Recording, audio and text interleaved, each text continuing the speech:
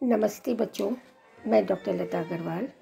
आज हम BA part first year के प्रश्न पत्र फाउंडेशन ऑफ इंडियन कल्चर के विषय इंडियन आर्ट के अंतर्गत गुप्तकालीन मंदिर स्थापत्य कला के बारे में अध्ययन करेंगे। स्थापत्य कला सिंधु घाटी की सभ्यता से प्रारंभ होती है, जो आज भी वर्तमान में भी प्रचलित है। सिंधु घाटी की सभ्यता के बाद वैदिक काल के बाद धार्मिक विचारधारा और उसके बाद बौद्ध और जैन स्थापत्य कला और उन कला का प्रभाव हमें मौर्य साम्राज्य या मौर्य काल में प्राप्त होता है। उसके बाद स्थापत्य कला का एक प्राकृतिक सौष्ठव के साथ साथ प्रतिष्ठित सौंदर्य भावों के अतिरिक्त सीधे सरल सहज जीवन के बारे में हमें गुप्त काल में जानकारी प्राप्त होती है। और जो स्थापत्य कला मंदिर, भवन, स्कल्पचर, मूर्ति कला वगैरह का निर्माण किया गया, वह बहुत ही सहज ढंग से किया गया था, जिसमें कोई बाहरी फैशन आवरण नहीं था। निसंदेह भारतीय राष्ट्र के इतिहास में गुप्त काल नव जागरण, नव निर्माण और नवोत्कर्ष का एक महान सृजनात्मक युग था।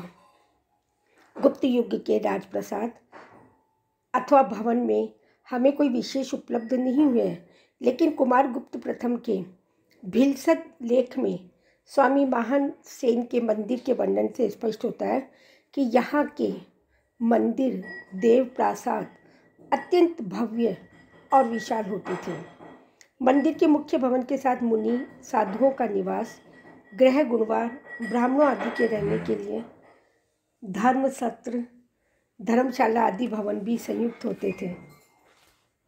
मंदिर में प्रवेश के लिए मुख्य द्वार प्रतोली बनी होती थी, जिसमें स्वर्ण सोपान जैसी सीढ़ियाँ लगी होती थी, जो विशेष प्रकार की मोतियों की माला, सदृश्य स्फटिक व मणियों की शुभ्र द्युति से आभासित होती थी।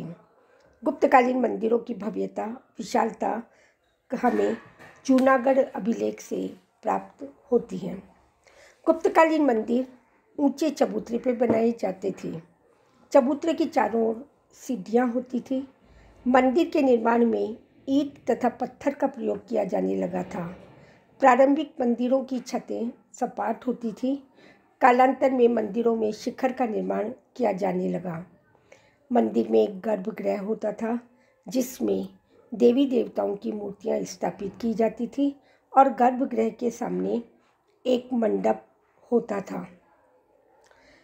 इनमें गर्भगृह शिखर से रही सपाट छत से ढका हुआ होता था, और कई ऐसे मंदिर भी प्राप्त हुए जिनके ऊपर शिखर होता था।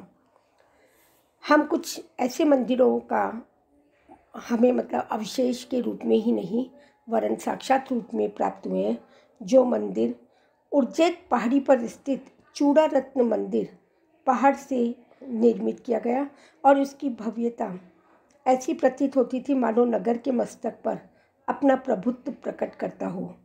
गुप्त युग के कुछ मंदिरों के अवशेष भी मिले हैं। उनसे उस समय की वास्तुकला का अनुमान लगाया जाता है।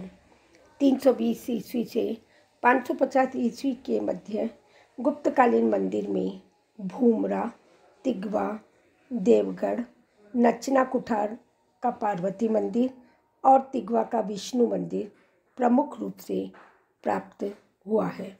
धन्यवाद।